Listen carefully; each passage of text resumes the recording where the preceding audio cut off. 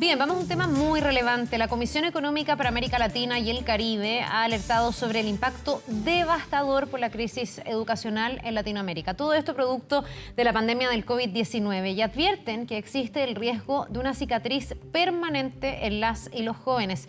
Queremos analizar este complejo escenario. Nos acompaña para esto Alberto Arenas, director de la División de Desarrollo Social de la CEPAL. Muchísimas gracias por estar con nosotros y bienvenido.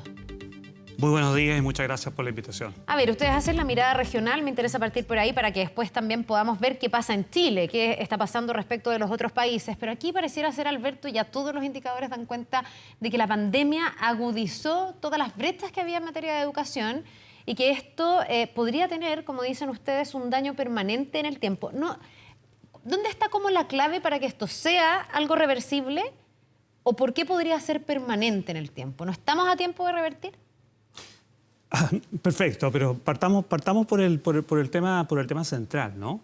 La pandemia generó una crisis sanitaria, una crisis económica y una crisis social. Al interior de esa crisis social hay temas en la región, en temas de pobreza, pobreza extrema, desigualdad, informalidad. El año pasado nosotros en la CEPAL colocamos el foco en la salud y hoy día lo colocamos el foco en la educación, que es el tema que tú estás colocando. ¿Y por qué es la educación? Porque como te comentaba hace unos segundos, la crisis sanitaria y la pandemia son visibles. Los fallecimientos por COVID, los contagios por COVID, la crisis sanitaria, los atochamientos de los hospitales. La crisis en la educación es una crisis silenciosa y que, como tú bien dices, este apagón educativo puede dejar una cicatriz permanente en las trayectorias tanto educacionales como laborales de los jóvenes y los adolescentes. Ahora, déjame darte un ejemplo, o un dato central, digamos, ¿no? Yeah. La pandemia lo que hace, entre otras cosas, digamos, hace confinamiento, cierre de las escuelas.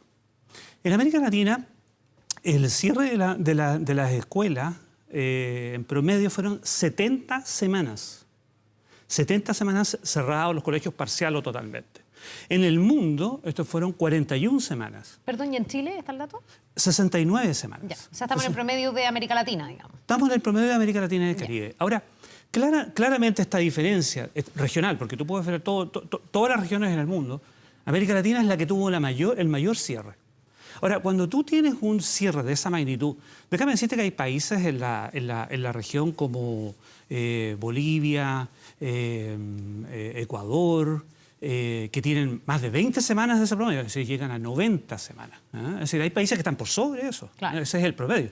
Ahora, eso efectivamente tiene un impacto en los aprendizajes de los niños y además en las condiciones en las cuales tuvieron que realizar durante la pandemia, que además lamentablemente continúa. Por ejemplo, es decir, ustedes lo tienen que haber escuchado, digamos, de todos los que nos escuchan, es decir, se cierran los colegios y cómo las clases continúan vía online, telemática. Claro, pero no todos pueden tener conexión. Hay brechas aquí. No, brechas enormes, digamos, es decir, y sobre todo en los hogares vulnerables, donde no hay conexión. O hay una conexión que no es a través de un computador, sino que es a través de un teléfono, un celular, y son varios los que necesitan, digamos, tener la misma conexión. Es decir, hay elementos, déjame agregarte otro, digamos, hay hacinamientos en los grupos más vulnerables, digamos, grupos medios y grupos más pobres y pobres, digamos, en la región. Entonces, hay condiciones, es decir, no hay buena conexión, hay hacinamiento y, por tanto, digamos, los procesos de aprendizaje se han visto absolutamente disminuidos. Y en ese contexto es que nosotros decimos que hay una crisis silenciosa, que no es solamente, y que puede transformarse, como tú bien lo mencionaste, en una cicatriz permanente, en una generación y donde efectivamente hay que hacer un tema y una intervención significativa para salir de ella. Claro, la pregunta es ¿cuál es esa intervención significativa para poder evitar que esto sea irreversible? Porque aquí, Alberto, además hay dos aspectos. Una cosa tiene que ver con la pérdida concreta del contenido, del aprendizaje, por culpa o por esta brecha que ya existía con niños que en realidad, aunque quisieran, no se hubiesen podido conectar online o que tenían una dificultad adicional, porque no es lo mismo aprender online que aprender en la sala de clase. Pero además, y en Chile se ha instalado, sobre todo esta última semana con mucha fuerza, otra consecuencia, que es la deserción escolar.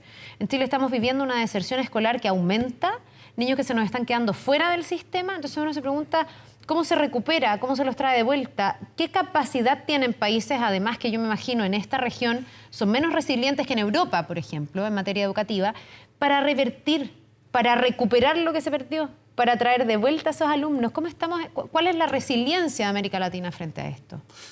Bueno, a ver, tú tocas un tema que además es central, porque nosotros hablamos de un tema, digamos, del proceso de aprendizaje de los niños y adolescentes, pero tú tocas el tema del abandono escolar. Porque al final del día, digamos, esta asistencia que se ha visto que ha estado disminuyendo y disminuye, digamos, en la primera infancia, en la preprimaria, la primaria, la secundaria, también, digamos, en la educación superior, aunque es la mayor inasistencia, digamos, se da en los menores, donde además en los menores es más difícil realizar la educación a distancia, como tú bien lo mencionabas, pero el tema del abandono escolar es un tema que efectivamente requiere de una inversión, de una dedicación de programas especiales. Es decir, déjame decírtelo de esta manera, si uno sigue haciendo las cosas tal como las hacía con anterioridad, sin identificar, sin diagnosticar este impacto importante que hay en la educación y efectivamente los aprendizajes de las niñas, niños y adolescentes en la región, efectivamente uno no va a salir de estos procesos. Tanto como tiene que ver con lo que tú mencionas, digamos, de que los niños vuelvan a los colegios, digamos, y a las escuelas, como así también, básicamente, algún otro tipo de intervenciones que tienen que ver con el mundo de los docentes, el mundo de los aprendizajes, y además también creemos, digamos, que el tema digital llegó para quedarse, porque al final del día, digamos, los temas digitales, claro, hubo brechas, pero también, digamos, fueron esta tabla de salvación para algunos para seguir, digamos, con los procesos. ¿Cuál es la situación de Chile respecto de la región? En el fondo, nuestro sistema escolar está menos dañado. Estamos en el promedio de cierre. Algunos pelearon fuertemente para que las salas se reabrieran. Ahí venía la crítica de otros de decir que se estaba exponiendo a los niños. Y finalmente pasó lo que esos que querían reabrir las salas dijeron, digamos, que es que hay un impacto real en la educación que es muy grave. ¿Chile está mejor, peor, igual que el resto de los países de América Latina? Uno puede evaluar, digamos, a los distintos países de la región con distintos indicadores. Claro. El primero, en términos de lo que fue el cierre en tanto al número de semanas es más o menos similar, digamos, el promedio. Hay una composición, en todo caso, respecto del cierre parcial y permanente. Chile tiene una mejor composición. Una composición, digamos, donde el cierre total es menor que lo que pasó en la región y el parcial es mayor que lo que pasó en la región. Ahora, dicho lo anterior, también hay una dimensión que es inevitable, digamos, que tiene que ver con la cantidad de recursos que hay hoy día involucrados, digamos, en la educación. Los datos son que Chile tiene que estar del orden de 4,8 puntos del PIB gastando hoy día en educación. En promedio en la región siempre ha estado en torno al 4,1, 4,3%. Por tanto, hay allí, digamos, un gasto, digamos, superior que tiene Chile. Ahora, cuando uno lo compara con la región, Chile no es un país, digamos, que está de la medianía de la tabla hacia abajo, sino que se está efectivamente de la medianía de la tabla, digamos, hacia arriba. Sin embargo, eso no significa que no enfrente temas similares como lo que está enfrentando la región. Puede ser que no en intensidad, pero sí son similares. Por ejemplo, el tema, digamos, de la asistencia, digamos, a los colegios, o el tema del abandono escolar, es un tema que se dio en toda la región y también se dio en Chile. Sí, pues son 50.000 alumnos que han desertado durante el 2021 y 2022. Y por tanto, Carla, allí hay que hacer una intervención especial. Esto es bien importante, es decir, no puede ser más de lo mismo, porque si tú haces más de lo mismo, no entiendes que hubo un tema estructural. Es decir, la pandemia efectivamente fue devastadora, pero no solamente con muertes, con contagios, con listas de esperas mayores por desplazamientos en las atenciones, sino que también en la educación. Y muchas veces este debate, que si bien este debate ha estado en el mundo académico, es silencioso el impacto. Y los impactos los vamos a empezar a ver, Carla, cuando vengan es decir, las mediciones de los rendimientos. Ya en el Caribe, por ejemplo, nosotros en el Panorama Social de América Latina y el Caribe 2002, que presentó el secretario ejecutivo de la CEPAL en el día de ayer, ya presentó algunos antecedentes respecto, digamos, de mediciones de antes de la pandemia, en la pandemia y cómo empiezan a disminuir, por ejemplo, los rendimientos o las personas que tienen capacidades para seguir, digamos, su proceso de aprendizaje y educación en el Caribe. ¿Ah? Hay algunos antecedentes también, digamos, el Banco Mundial ha entregado algunos antecedentes respecto a cuál va a ser el impacto que va a tener el número de años y ahí hay como 1,8 años, ¿ah?, de reducciones, digamos, que podría tener la pandemia en la educación. Es decir, es un tema sumamente importante que es integral. Integral, digamos, sí, que se necesita de recursos financieros, de avance o inversión en temas de tecnologías de la información, pero además invertir, digamos, en lo que es los colegios, los liceos, en las escuelas. Claro, yo me pregunto si eso se está haciendo, si se dimensiona, si se aquilata en el fondo estos efectos que podría tener la pandemia, porque si bien el objetivo de volver a clases en la mayoría, gran mayoría de los colegios ya se consiguió, hay otros que no están con clases por otras razones, las manifestaciones, etcétera. Si bien eso se consiguió, no sé si se hicieron realmente planes de recuperación desde incluso lo emocional, lo social y también en términos de contenido. Por eso yo preguntaba por la resiliencia y por la capacidad de revertir esto. Porque en el fondo también significa, me imagino, mucho más trabajo con profesores que están mucho más agotados. Entonces, ¿se han tomado esas medidas en la región, en Chile? Y si se toman, entonces, ¿sí se puede garantizar que se reduzca el impacto? ¿O por el contrario, si no se toman las medidas, necesariamente vamos a tener un impacto muy profundo? A ver, yo diría, digamos, partamos por la región, porque la región es diversa, digamos, es bastante heterogénea, ¿no? Sí. Entonces, hay efectivamente, digamos, algún cierto, digamos, de avances distintos, dependiendo, digamos, también del desarrollo que tenían, digamos, los sistemas educacionales los distintos países. Claro, como veníamos antes de la pandemia. Por supuesto, digamos, es casi como cuando uno decía la pandemia impactó a todos los países de la misma manera. No, porque sus sistemas de protección social son distintos, son robustos en algunos lugares y enfrentaron, los países desarrollados en el mundo enfrentaron de manera muy distinta de lo que pasó en América Latina. Lo mismo pasa en el sistema educacional. Ahora, pero sí me quiero detener en un tema que tú planteaste, digamos. Es decir, lo que está claro de cualquiera sea la línea base por la cual impactó la pandemia, lo que está absolutamente claro es que estos planes especiales, o digámoslo, los esfuerzos especiales, tanto para enfrentar, digamos, los distintos niveles de aprendizaje, digamos, o modalidades de aprendizaje, o el abandono escolar, o el trabajo con los docentes. Es decir, son planes absolutamente necesarios.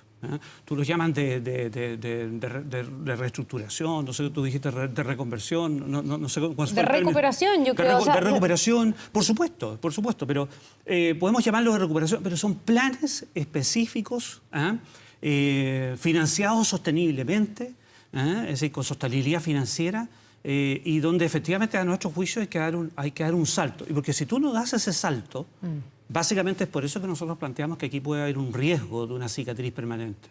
Ahora, me imagino que esta es, además, o sea, estamos viendo la región, decimos que es bien heterogénea, hay brechas, en todos los países esas brechas se expresaron. Me imagino que tiene que ver con las diferencias entre los países, pero dentro de los países. O sea, Chile es un país súper desigual. Evidentemente, la pandemia o la interrupción de las clases no le afectó a todos los niños de la misma manera. Cuando tú tienes un hogar donde hay capital cultural, donde hay libros que los niños pueden leer, donde hay posibilidades de conectarse, golpea mucho menos que en aquellos lugares más vulnerables.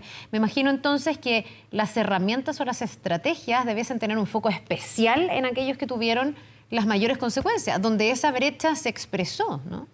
Mira, absolutamente es así. Yo partía diciéndote que el cierre trajo, digamos que, bueno, todos, nosotros los niños, nos fuimos a nuestras casas. Fue terrible.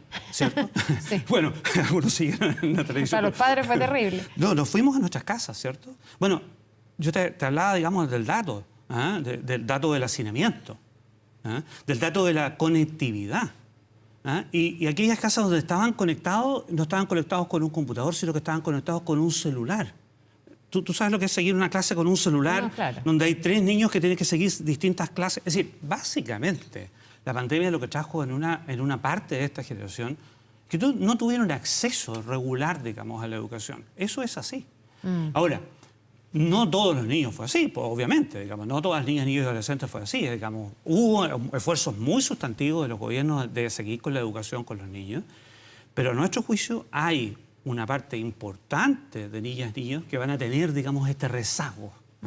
Que recuperar, digamos, por ejemplo, el bienestar emocional de esos niños, recuperar, por ejemplo, en los temas de aprendizaje o en los aprendizajes digitales, porque con anterioridad, digamos, en los colegios no estaba, digamos, ese aprendimiento, esa lógica digital. Y ojo, no solamente tiene que ver con los niños, tiene que ver también con los docentes, en términos de básica, claro, porque ahí hubo que acomodarse a realizar, digamos, una función de producción que sus clases de una modalidad que es distinta.